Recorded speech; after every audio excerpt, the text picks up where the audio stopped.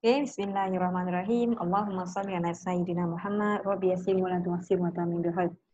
Okey, macam mana kita nak kira keuntungan modal dalam topik matematik pengguna dalam matematik tingkatan 3? Okey, adakah kos belian rumah patut kita tolak waktu kita nak kira keuntungan modal? Ramai student keliru bahagian ni. So nak tahu in detail, apa yang awak patut tahu macam mana kita nak kira keuntungan modal? Okey, dengar perkongsian cikgu secara live daripada awal sampai habis.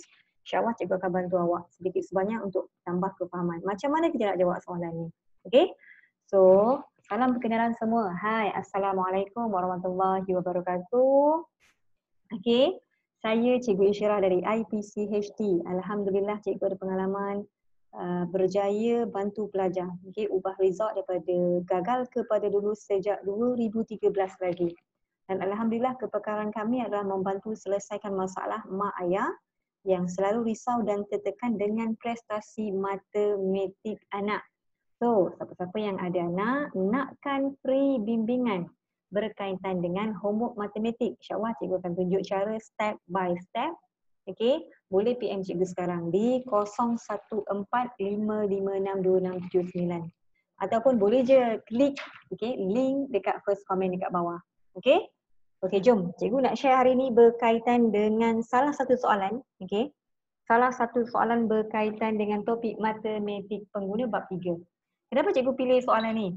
Sebab soalan ni adalah diminta oleh student cikgu untuk rewind balik. Dia adalah student tingkatan 3. Dia minta cikgu boleh tak ulang ajar balik topik matematik pengguna, saya tak faham. So sampai ke soalan sini, okay, ada certain soalan yang dia confused, a little bit confused. Apa yang dia patut kira? And then sampai satu part dia salah. And then bila tanya kenapa bla bla, okey, cikgu dapat determine satu part. Apa dia? Okey, kejap lagi cikgu share. Sebab cikgu tak merasakan dia seorang saja yang confused, kemungkinan besar ada juga student lain. So hopefully apa cikgu kongsikan malam ni membantu sedikit sebanyak untuk awak faham. Okey, cara yang betul untuk kita jawab soalan ni. Okey, jom. Panjang sangat berjela intro cikgu ni. Okey, jom kita tengok soalan ni kelas. Bismillahirrahmanirrahim. Allahumma salli ala Sayyidina Muhammad. Rabbi yassir wa la tu'assir wa tamim bil khair.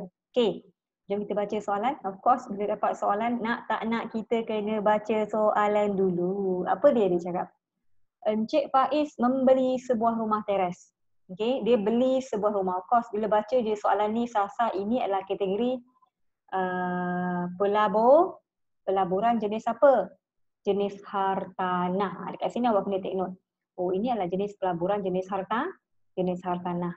Okay, sambil kita buat soalan, sambil kita study sikit, kita recap balik. Okay, apa lagi yang soalan beritahu?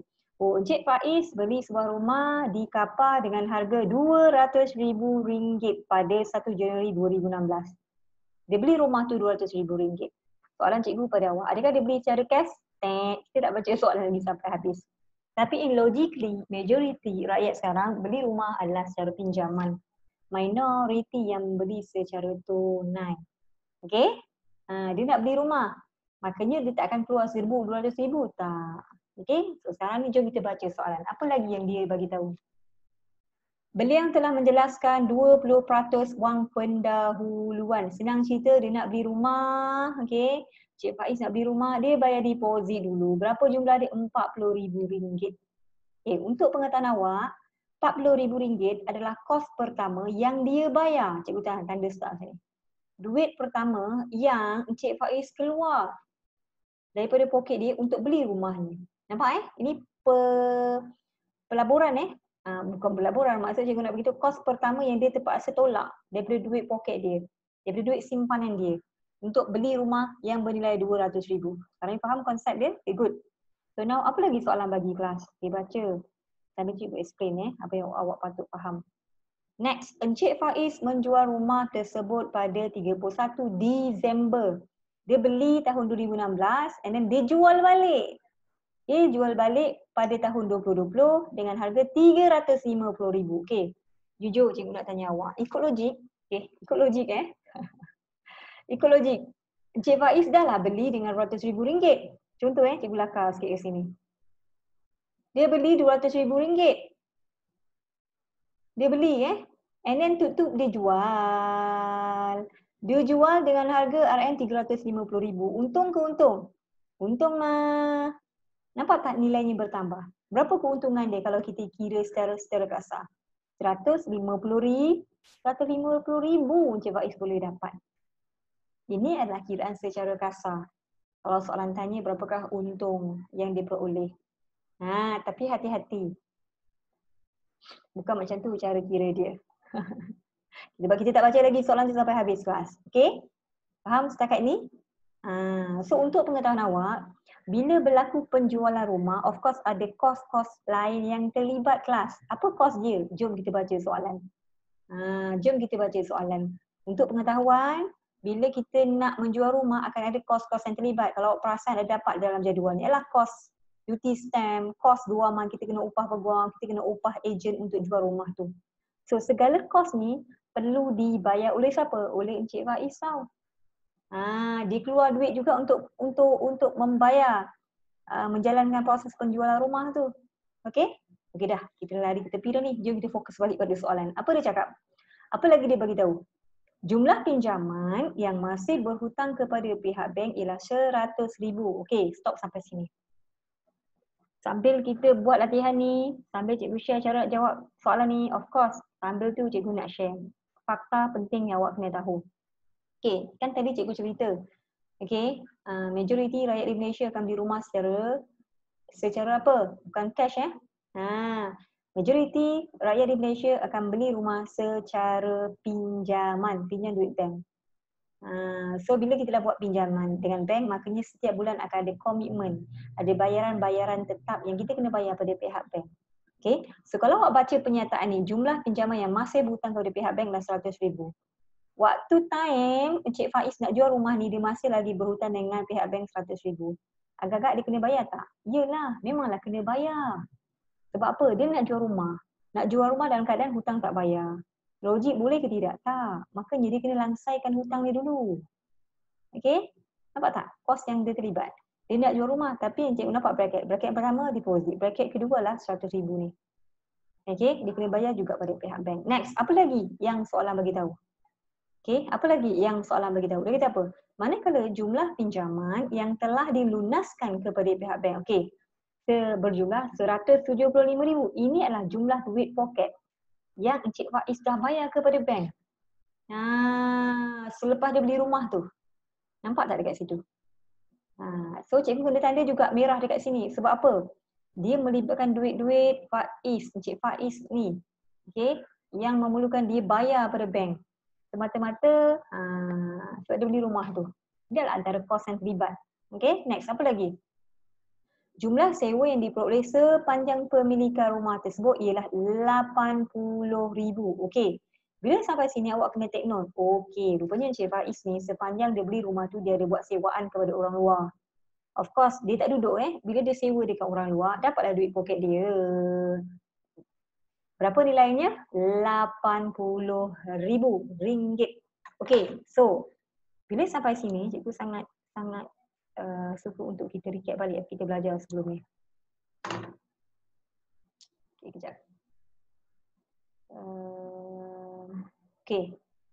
Okay. Apa yang awak belajar sebelum ni? Okay. Dalam matematik pengguna, awak ada belajar apa dia? Matematik pengguna Matematik pengguna. Apa yang awak belajar? Bismillahirrahmanirrahim. Allahumma salli ala sayyidina. Pertama awak ada belajar pasal simpanan. Of course soalan ni tak ada kaitan dengan simpanan. Okay, saja cikgu go to. And then apa lagi? Yang kedua awak belajar jenis pelaburan. Okay, yang ketiga awak belajar berkaitan dengan pengurusan hutang. Hutang. Okay, ini tak ada kaitan sebab tak ada kaitan dengan soalan ni. Sekarang ni kita akan fokus apa? Fokus kepada yang bahagian pelaburan ni. Okay, so di dalam pelaburan ni ada berapa jenis pelaburan kelas? Ada berapa jenis pelaburan? Ada 3 jenis. Yang pertama adalah amanah saham, yang kedua adalah saham dan yang ketiga adalah hartanah. So sekarang kita fokus kepada hartanah. Kenapa? Sebab kita tengah buat soalan jenis hartanah. So apa yang cikgu nak awak tahu sekarang ni, hartanah, bila kita buat pelaburan kepada hartanah, apa benefit kita akan dapat? Itu part yang paling penting awak kena tahu. Apa benefit kita dapat bila kita buat pelaburan kepada hartanah? Apa benefit kita akan dapat? Kita akan dapat yang pertama, sewa. Okey? Pulangan. Senang cerita, apakah pulangan yang awak akan dapat bila kita buat pelaburan pada kategori hartanah ni? Yang pertama, sewa. Macam Cik Faiz ni, dia sewa. So, itu antara pulangan ataupun pendapatan yang dia boleh dapat akibat daripada dia buat pelaburan dengan membeli rumah. Itu yang pertama. Yang kedua, apa dia akan dapat? Dia akan dapat keuntungan modal. Ada setengah student tanya, dia confused. Keuntungan modal tu apa cikgu? Okey. Keuntungan modal adalah bila mana Encik Faiz jual rumah tu. Itu adalah jenis pulangan yang dia akan dapat. Dia bakal dapat dia sebab jual rumah. Okey? Faham ya?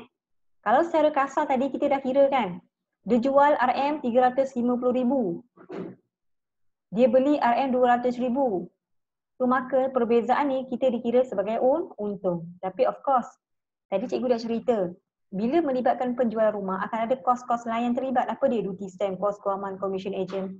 Ada juga kita kena tolak kos-kos yang sebelum ni Cik Faiz terpaksa keluar. Okay? Okay, good. So, jom kita fokus kepada soalan balik. Oh, kenapa cikgu ulang benda ni? Sebab of course ada kaitan dengan soalan. So, cikgu nak awak tahu. Okay, dalam pelaburan kategori hartanah, kalau awak baca dekat sini, Cik Faiz dah dapat 80,000. Kiranya, pulangan pertama, jenis pulangan yang pertama yang Cik Hafiz dapat adalah sewa. Berapa nilai dia? RM 80,000 ringgit. Keuntungan modal boleh kita cari? Boleh. Ada cara dia. Yang ni part yang paling penting. Kadang-kadang student ramai confused kat sini. So, dengar betul-betul sampai habis. Bismillahirrahmanirrahim. Allahumma salli ala sayyidina Muhammad. Jom kita baca lagi soalan. Kita tak habis lagi baca soalan. Cikgu banyak bercerita ni. Apa lagi? Kos-kos lain yang terlibat dalam urusan jual beli rumah adalah seperti berikut. Duty stamp, kos guaman, commission agent. Semua ni kos yang melibatkan Cik Faiz keluar duit daripada poket dia. Okay? So, soalan tanya apa kelas? Berapakah keuntungan modal yang diperoleh oleh Encik Faiz? Berapakah keuntungan modal yang diperoleh oleh Encik Faiz? Macam mana kita nak jawab soalan ni kelas? Okey. Bismillahirrahmanirrahim. Allahumma salli ala sayyidina Muhammad. Rabbi yassir wa la tu'assir. Birokhair, jom kita tengok. Cara kita nak kira keuntungan modal, soalan A ni Cara kita nak kira keuntungan modal. Okay, of course keuntungan modal lah kategori yang kedua ni keuntungan modal ni bukan sewa Keuntungan modal akibat menjual rumah. Dia jual rumah berapa? 350,000. So makanya daripada duit yang dia dapat 350,000 tu bukan kosong-kosong tolak dengan 200,000, tidak. Sebab adakah dia keluarkan duit 200,000 untuk beli rumah waktu mula-mula dulu? Tak. Tu pasal kita tak boleh tolak yang ini. Apa yang dia keluarkan? Apa yang dia keluarkan waktu awal-awal dulu nak beli rumah? Apa dia? Yang pertama dikeluarkan deposit. Yang kedua apa dia? Dia bayar duit installment dekat bank 175,000. Totalnya 175,000. Bila dia nak jual rumah, kan? Dia terpaksa juga bayar 100,000. Nampak tak? Bila nak jual rumah juga atau pembelian rumah juga, dia melibatkan kos-kos yang semua ni. Makanya kalau awak perasan, segala tik-tik-tik biru ni, benda ni kita kena tolak daripada harga jualan rumah yang si Encik Faiz jual tadi. Nampak tak? Gitu. So jadinya 350,000 awak kena tolak dengan yang pertama adalah deposit dia. Apa lagi? Tolak dengan jumlah yang dia dah bayar hutang tu. Apa lagi? Kena tolak dengan 100,000 baki. Hutang yang dia wajib langsaikan selagi hayat dia ada. Tolak lagi apa lagi? Sewa tak perlu. Ini sewa lah pendapatan Apa lagi? Tolak segala hal benda ni. Dalam kolom ni. Tolak RM 9,500. Tolak lagi RM 7,500. Tolak lagi apa? RM 7,000 ringgit. So bermakna dekat sini. Berapakah nilai dia kelas? Cuba tekan kalkulator sama-sama dengan cikgu. Berapakah jawapan dia?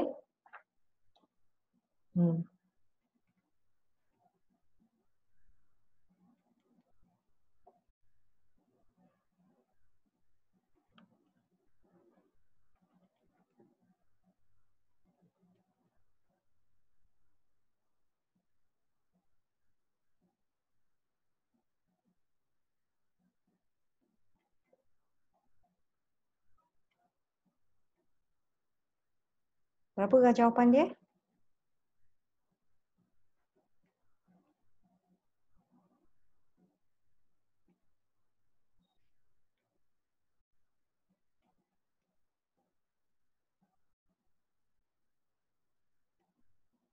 Yes, awak akan dapat 11,000.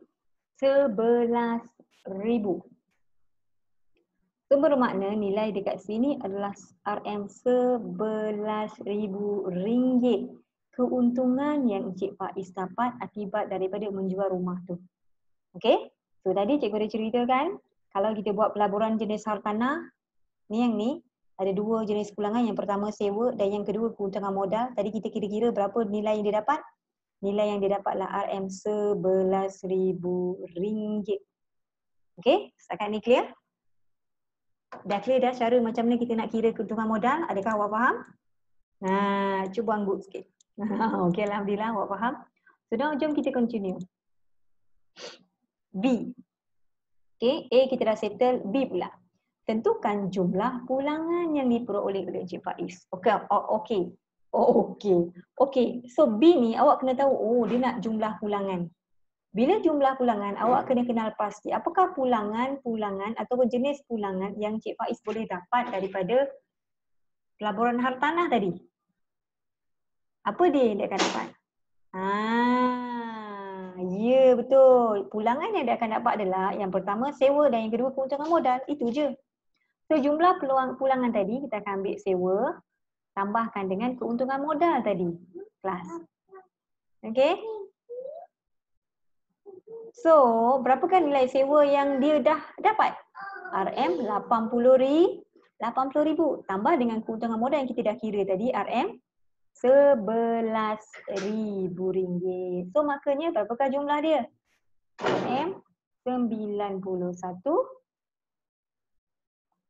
RM91,000. Inilah jumlah pulangan yang telah diterima oleh Encik Faiz. Okey, setakat ni faham ke? Faham? So hopefully apa yang cikgu share pada malam ni sangat membantu awak sedikit sebanyak untuk faham cara nak jawab soalan kalau dia tanya keuntungan modal ni part sangat penting dan juga jumlah pulangan. Okay, so jangan lupa klik like dan share video ni kepada kawan-kawan dan juga ahli keluarga lain supaya diorang pun dapat tahu cara yang betul untuk jawab soalan berkaitan dengan matematik pengguna. So ada pengumuman penting bermula hari ni. Selamat kembali kepada sekolah buat mereka yang dah masuk sekolah. Ada pengumuman penting insya-Allah bermula hari ni, okay, dan berterusan selagi hayat cikgu ada. Insya-Allah cikgu akan adakan sesi live, okay, setiap malam pukul 10.30 malam di page IPC Tuition dan juga homework coaching. Okay, jangan lupa tonton. Itu sahaja pengumumannya. Jumpa next live insya-Allah. Assalamualaikum warahmatullahi wabarakatuh.